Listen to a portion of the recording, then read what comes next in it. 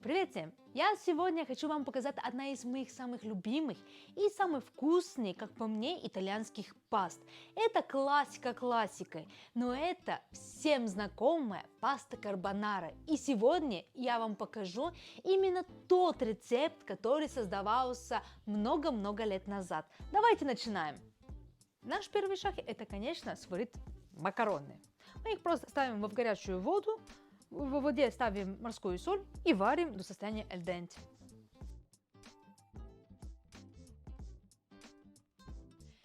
Сегодня наш карбонар мы будем делать как в Италии с помощью гуанчали. Гуанчали это свинская шейка, которая предварительно маринуется во разных видах специй. Я нашла гуанчали. Если честно, мне это удалось очень сложно, потому что в Болгарии это не очень легко найти, несмотря на то, что до Италии руку подай. Ну ладно, я купила гуанчали, вот оно как выглядит.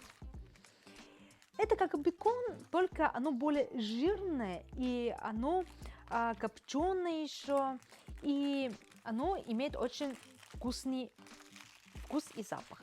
Так, нарезаем наш гуанчали. Вот такими полосочками я буду его нарезать тонкими-тонкими полосочками. Сейчас, секундочку. Вообще, если у вас будет возможность, купите гуанчали вид бруска. Но не такой тоненький, потому что мне его нарезали. Купите и нарежьте его на такие более толстыми кусочками, вид брусочками. Ой, как... Бекон ничего не стоит. Это очень вкусно пахнет, реально, совершенно другой запах, есть дымка, классно. Итак, режем наши гуанчали вот такими полосками. То есть, если я сделаю очень маленькими кубиками, то наши гуанчали, когда при жарке, оно вообще потеряется. Я их буду делать вот такими более толстыми полосками, чтобы оно не потерялось в нашей пасте карбонара. Так, включаем нашу печечку. Вот могу показать на камере. Вот видите, вот эти приправы.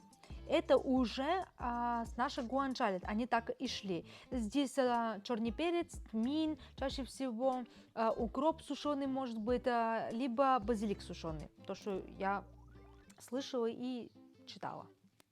Так, чуть-чуть оливковое масло. И пока наша сковородка холодная, мы кидаем наше гуанчали, чтобы оно больше жира вытопило. Оставляем, чтобы оно жарилось. И добавляем вот один зубчик чеснока, просто чуть-чуть для запаха. Потом мы его уберем. Главное не забыть. Запах просто шикарнейший. Это даже я не знаю, как вам описать именно запах гуанчали. Он настолько специфический, он как-то и похож на бекон, вроде как бы и слегка на прошутто, но именно на запах. Он нестандартный, поэтому если вы найдете в своем городе гуанчали, берите и пробуйте хотя бы раз в жизни сделать карбонару с гуанчали. Либо если нет гуанчали, то возьмите панчетта.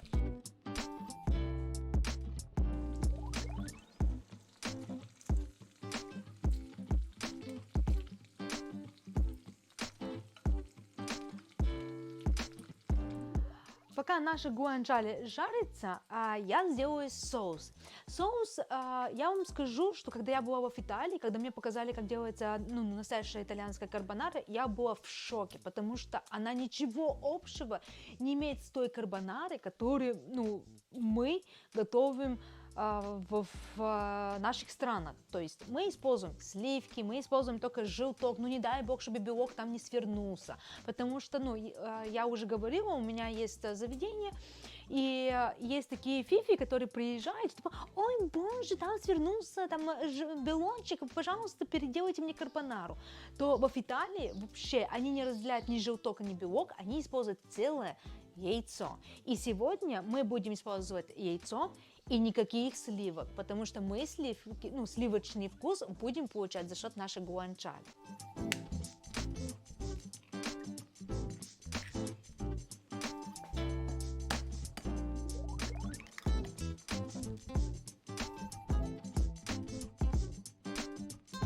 И в нашем будущем соусе для карбонары я добавляю сыр пармезан.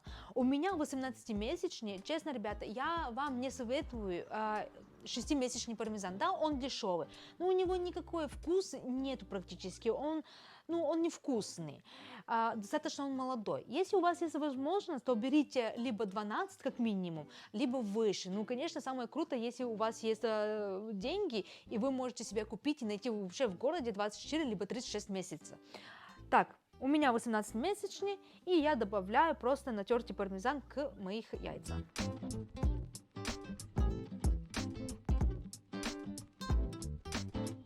Гуанчжали у нас уже прожарилось. Если вы помните в начале, сколько масла было и сейчас какое количество масла, это потому что гуанчжали отдало свое количество масла, растопилось. И сейчас нам нужно наши спагетти поместить в гуанчжали и чуть-чуть их прожарить, чтобы им передать более глубокий и насыщенный вкус гуанчжали.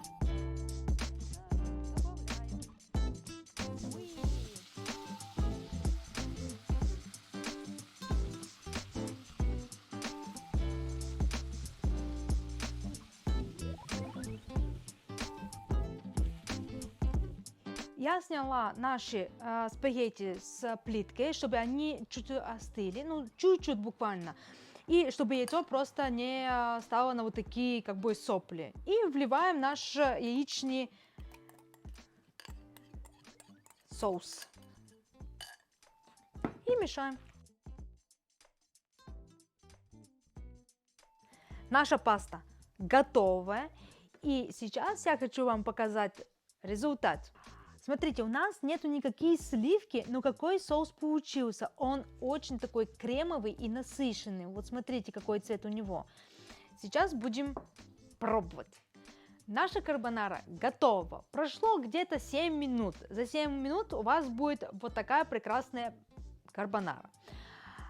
Фишка в чем в этой карбонаре, что у нас нет сливок, как мы все привыкли с вами. И поэтому я сейчас ее попробую и скажу вам, вкуснее со сливок или без сливок. Пахнет просто классно. Вы себе не можете представить, вот гуанчжали какие чудеса делать.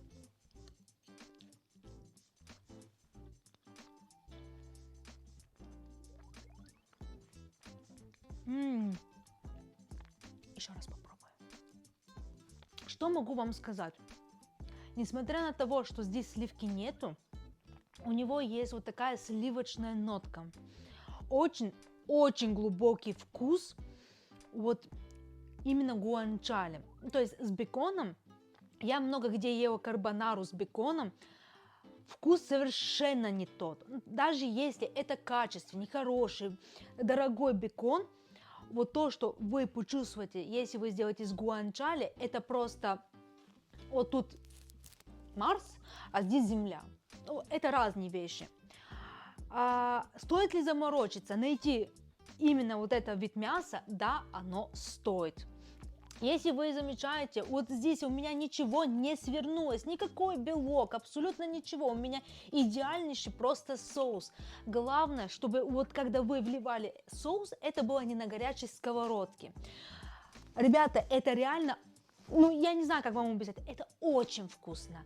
Это вот такая мажористая, классная карбонара, которую, если вы пойдете в Италию, если вы пойдете в очень крутой ресторан, вам сделают именно вот такое карбонару. И поверьте мне, в наших ресторанах такую карбонару не сделают, потому что они их уже переделали под вкус наших людей. То есть желточек, без белочек, чтобы было сливочки, то есть потому что гуанчжали дороже, а бекон дешевле, но именно этот глубокий вкус бекон не может сделать.